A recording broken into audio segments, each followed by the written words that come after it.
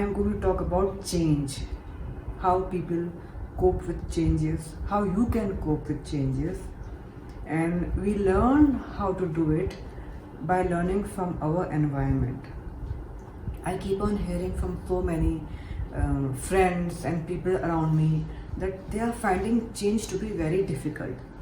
I am not surprised because changing is not easy. When you change a habit, it takes a lot of effort for your brain to think differently. It is painful. So, of course, change is difficult. But it is very important because if you do not change, you may become extinct. I am using the word extinct because I have been reading about animals lately and I have read about dodo. Such a cute name and such a nice little bird that has become extinct. Why? Because it was very innocent and simple. Dodo could not run when people were coming towards him to eat dodo. You know, people eat meat of birds all across the world. So this part of the world where dodo was living, they used to kill the bird, and because it did not suspect the people, the bird trusted those who were approaching dodo, it became extinct. So that's not how I want to be, and don't think you also want to become extinct. So whenever change is coming, you have to adapt yourself, and by adaptation I can think about a very good example like chameleon or certain birds and insects that can change colors and when danger is there. For example, I know a bird in South Africa. When it goes into yellow fields, it is green in color, but when it goes to that field, it turns its feathers into yellow. Why? So that the prey like snake or any other bigger bird like eagle cannot eat the bird, because it becomes, when the bird changes its colors, it becomes a part of the yellow field and it is hiding itself very nicely. Another very beautiful example is of a fish called salmon.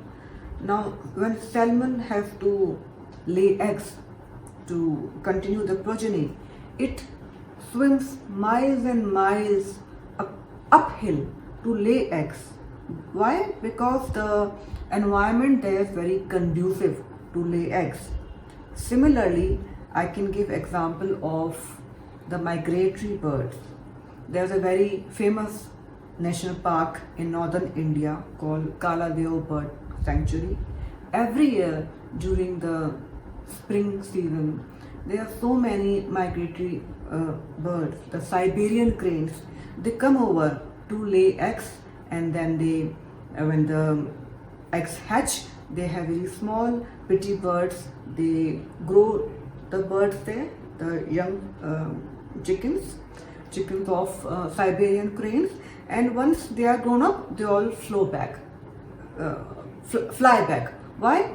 Because the climate of Kala Deo National Park is very conducive to laying the eggs and for raising the young Siberian cranes chickens. Why am I giving such examples? Because in your immediate environment, you must be going through several changes. Like maybe you have to relocate somewhere. You have to relocate from USA back to India, or you're going from India to Australia, for example, and you don't want to change. You are used to a certain lifestyle here. You're used to your family, your friends, but you're getting a higher paying job there, or maybe you're going there for higher education. So you have to understand that in order to grow, you have to change. Same thing can be said for if your boss is changing or your colleagues are changing. So you have to go through certain changes. You're used to talking to your colleague, you're friends with the person, and then suddenly that colleague changes. So you have to develop new network, you have to develop new relationships. All these things are there. But if you do not change, then how will you grow? How will you adjust to the new environment? Lot of emotional restructuring is required when you are changing, even in bigger organizations where merger and acquisitions are there.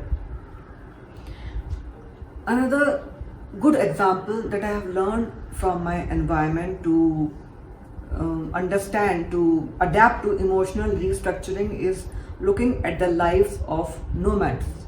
Now, nomads are people who do not stay at one place for a long period of time.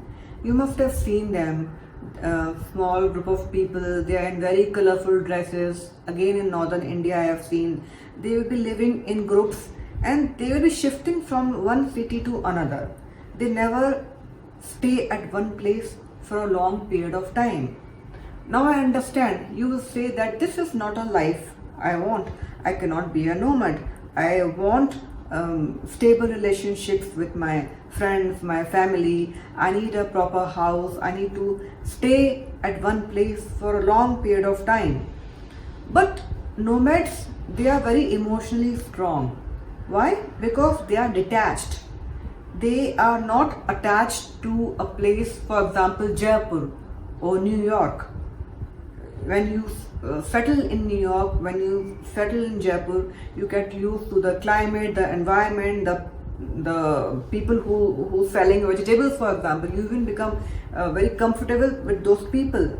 But if you're moving from Jaipur to Agra, for example, or to Bangalore, I'm giving you two places very far away.